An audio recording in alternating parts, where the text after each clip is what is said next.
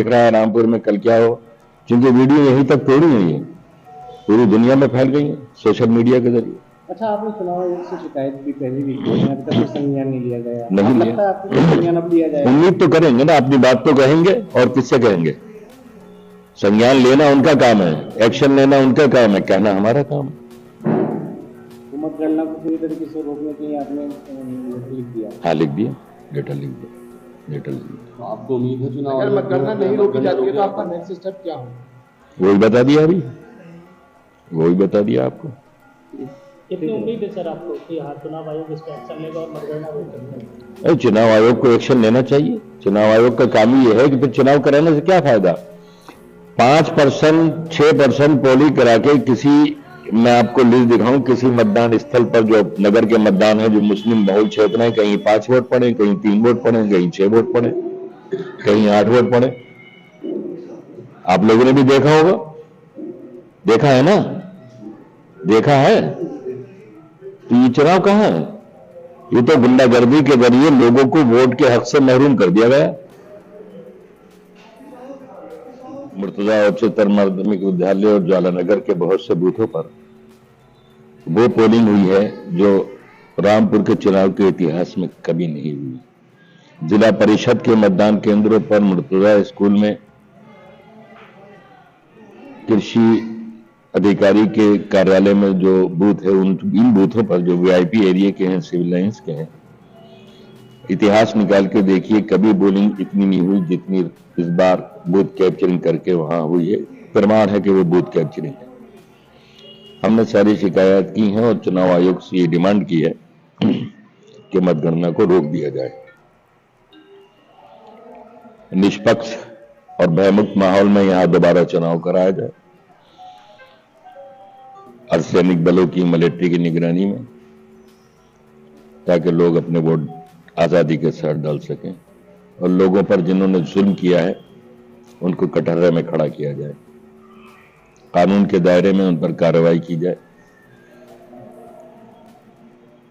चुनाव प्रक्रिया में हमने संविधान का और अपने नागरिक अधिकारों का सम्मान करते हुए भाग लिया है। अगर ये बात पहले हो जाती कि भारतीय जनता पार्टी को ही यहां जिताना है तो जाहिर है चुनाव प्रक्रिया में कोई भी भाग नहीं लेता, आप जीत का सर्टिफिकेट दे देते। लेकिन हमने भाग लिया है, कल को मतगणना है। अगर चुनाव आयोग हमारी शिकायत, हमें उम्मीद है कि चुनाव आयोग हमारी शिकायत पर गौर करेगा और कल की मतगणना रोक देगा, वरना हम चुनाव प्रक्रिया में जिस तरह भाग ले रहे हैं हम उसके भागी बनेंगे। अपने मतदान स्थल तक जाना पड़ा क्योंकि पुलिस ने कोई रास्ता ही नहीं छोड़ा था। अत्याचार की ऐसी घिनौनी दास्तान रामपुर में लिखी गई है कि जिसकी मिसाल दुनिया में नहीं मिल सकती, और शायद हिटलर शाही भी जुल्म के मामले में ऐसा कोई इसका जवाब नहीं रखती जो रामपुर की पुलिस ने कल रामपुर के शहरियों के साथ, मुसलमानों के साथ किया है।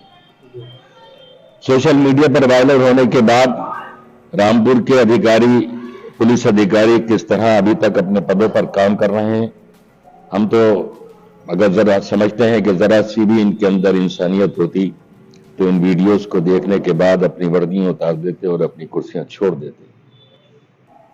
लेकिन बेशर्मी की हद होती है, इंतहा होती है, और हमारी पुलिस बेशर्मी और जुल्म की आखिरी हदों पर है, बल्कि आखिरी हदों को भी पार कर चुकी है। हमने आजादी के बाद से आज तक भारतीय जनता पार्टी यहां के समीकरण की वजह से, रामपुर की विधानसभा के समीकरण की वजह से कभी यहां से सीट नहीं जीत सकती। लेकिन पुलिस की वर्दी के जुल्म के साथ सीट को छीनने का जो प्रयास है वो बड़ा शर्मनाक है। कल मतगणना है, हमने सारी शिकायत चुनाव आयोग को भेज दी है। ये पत्र हमारे पास है चुनाव आयोग के लिए, ये हमने भेज दी है और हमने चुनाव आयोग से मुतालबा किया है, उनसे ये डिमांड की है, ये मांग की है कि रामपुर में चुनाव नहीं हुआ है और जब वोट ही डालने नहीं दिया गया एक बड़ी आबादी को, रामपुर के 62% मुस्लिम आबादी को वोट ही डालने नहीं दिया गया, तो चुनाव के क्या माने। कुछ विशेष क्षेत्रों में बूथ कैप्चर किए गए, एक तरफ पोलिंग 6 और 8 और 10 और 12% है, दूसरी तरफ पोलिंग 50, 60, 70 और 80% है। खुली हुई बूथ कैप्चरिंग है। जिला पंचायत के मतदान केंद्र पर शाम को 7 बजे हमने खुद भी बूथ कैप्चरिंग पकड़ी है।